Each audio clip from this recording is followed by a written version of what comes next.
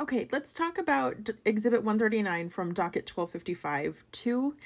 This one, you have to be Simone Biles to be able to do the mental gymnastics in order to follow Blake Lively's logic.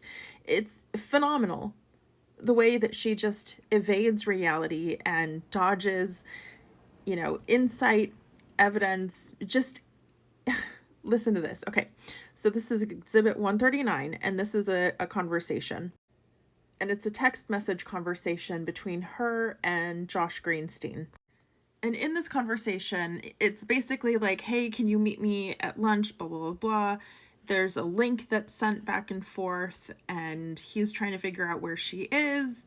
And then Blake sends a message on July 3rd, 2024. And she says, Lisa has to shoot the credits today, so she just told me we need to know all by 4 p.m. today. Josh responds, okay, just spoke to Jamie. He's thinking very resistant to losing film by, but might be open to moving it down lower and putting Hotline in current place, resistant to 2 producers before him. I hammered him on this. He's thinking, and Colleen can share credit with Todd, but that dude who paid for movie has to go first solo. Then he also says, legally, Wayfair has approval over credits. Then Blake says, film by is wild. And she sends this Vanity Fair link. I want to talk about the Vanity Fair link next, okay? Josh responds, spoke to this, we'll also send him. Then he also says, the hotline card needs to stay where it is, 100-year precedent. That comment, that remark, is referring to the Vanity Fair link that Blake just sent. Okay? Then Josh responds again, yo, call me. I don't know why he says twice. I'm assuming voice to text. Blake then says, Lisa asking legal if type of the violence hotline can be any larger instead of as small as names and crawl. Just like 15% so people can process it. All good if not. She's asking so nothing to do, but I always want all above board. Ma'am, we know you're not about transparency. Clearly and obviously, this entire case, you have been running from transparency and nothing has been above board. I don't think you know the definitions of the terms or phrases that you use. I think, honestly, at this point, the word salad, you know words and phrases that might sound good, that might get action or a sense of appeal from certain people, but the way that you throw things around and then it does not match up or align with what you actually do, which I want to remind people that integrity is literally when your words and actions match. So I am finding here a real difficulty to find integrity when it comes to Blake. When I say integrity, that's what I mean, okay? Then Blake also says, thank you again, blown away by you. Josh responds, hi, not sure, tell her to ask Ange legal question.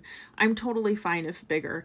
And of course, we going hard to finish line. And Blake says, so great, we're killing it. The article that they were referencing, that Blake sent, was this article from Vanity Fair. And it's about the 100-year mark of people using a film buy in the industry. Basically talking about other directors and other people who have used this historically in the industry. And this is a 2015 article. And I just wanted to say that so that some people don't think that they had this published in order to sway or persuade anybody. This is just an article that I think that they must have used to send to somebody in terms of changing what is on the film poster. Now this is where you guys better stretch, because the flips we're about to do are immaculate. And I do want to note the irony of this is that the beginning of this article, hold on, I almost forgot to add this. The very beginning of this article opens up with Woody Allen. You literally cannot write this kind of comedy, okay? So it starts off talking about Woody Allen and Quentin Tarantino and the usage of a film buy. This article mentions that it's not just directors that have done this historically, but oftentimes the funders, the studio, so the people that are paying for the film to be made. And there's kind of been this power struggle in the industry of who uses a film buy, whether it's the director, the studio, or if it's even included on the poster at all. And here it says, a film buy credit emerged back when directors favored jodhpurs and bullhorns, first seen on March 3rd, 1915 in The Birth of a Nation by D.W. Griffith. The possessory,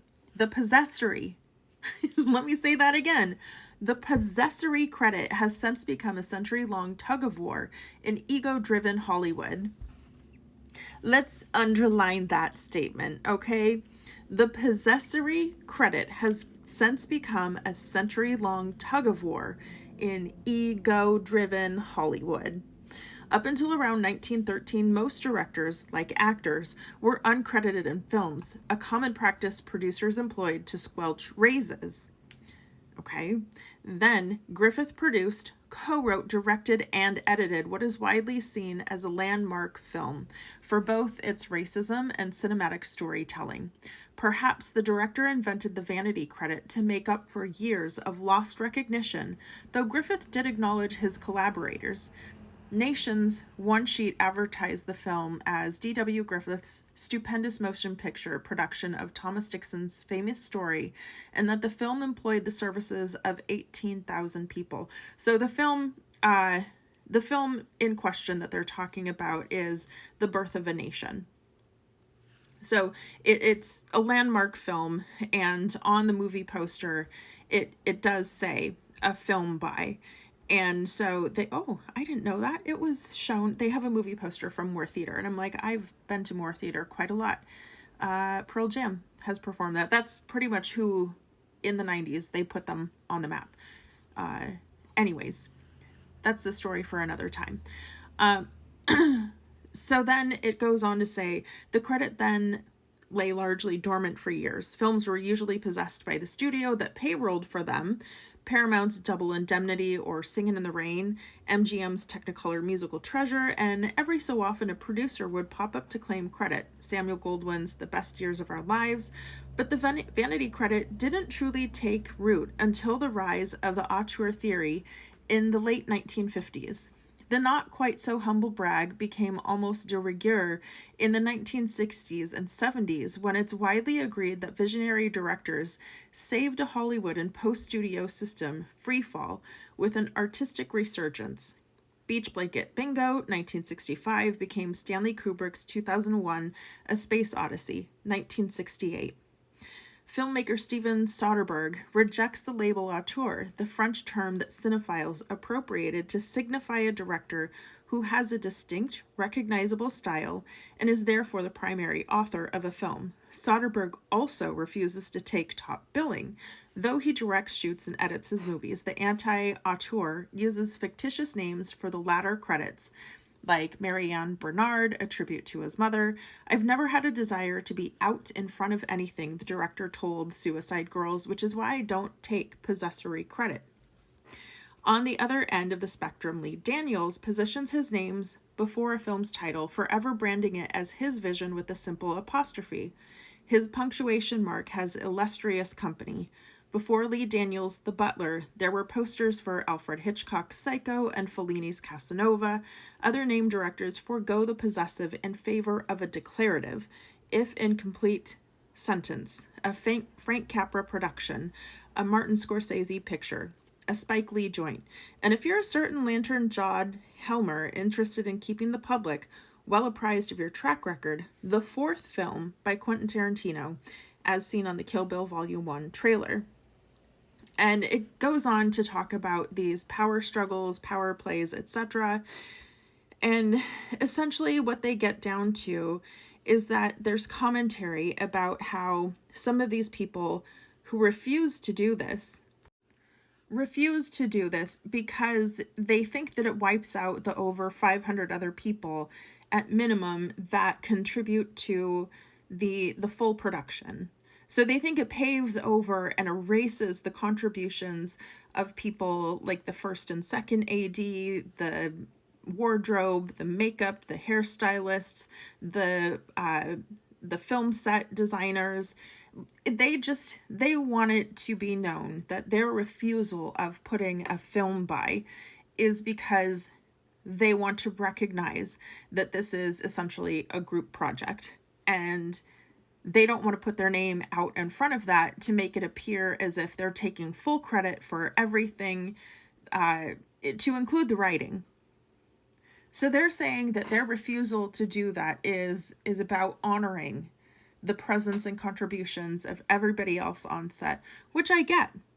I understand that. However, if this has been happening for 100 years, why are we all of a sudden like, what a narcissist? Like, he's taking all the credit. I'm pretty sure that when there are the credits at the end of the movie and when things are happening behind the scenes, I do believe that Justin Baldoni and Wayfarer Studios is not the kind of studio to be like, this was all me. I did this all by myself. I do not think that. I do not believe that. But what we do see happening with these texts, with these emails, that she was definitely riding this horse with this flag of, look at how narcissistic and selfish Justin Baldoni is, and was really vying to get everybody to believe that messaging and that branding. So all of this is to say, because that conversation is all about how they were so disgusted that Justin Baldoni wanted his name on the poster 3 different times, and how selfish that was of him, and how they aren't really saying this in the conversation, but she's leading this conversation of he's taking away all of the credit from everybody else, and look at how much he wants to put his name out there. And all of this happened only for this to become the movie poster.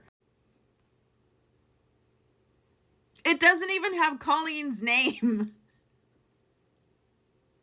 I mean, it does, but like,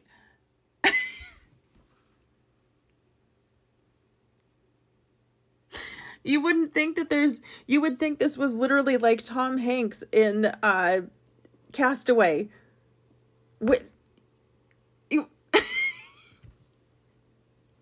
Like, who's the director? Who wrote this? Is this a movie that Blake wrote?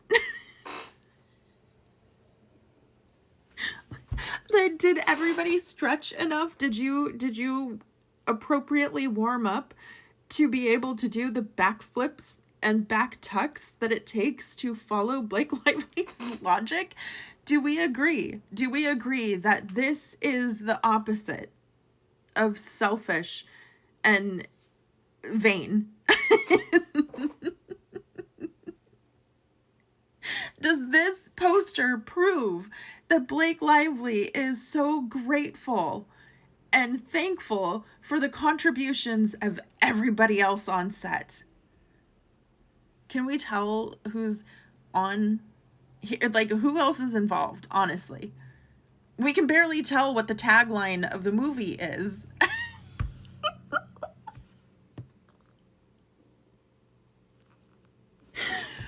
Like, it ends with us. Where's the us? Us, Blake, you forgot the us.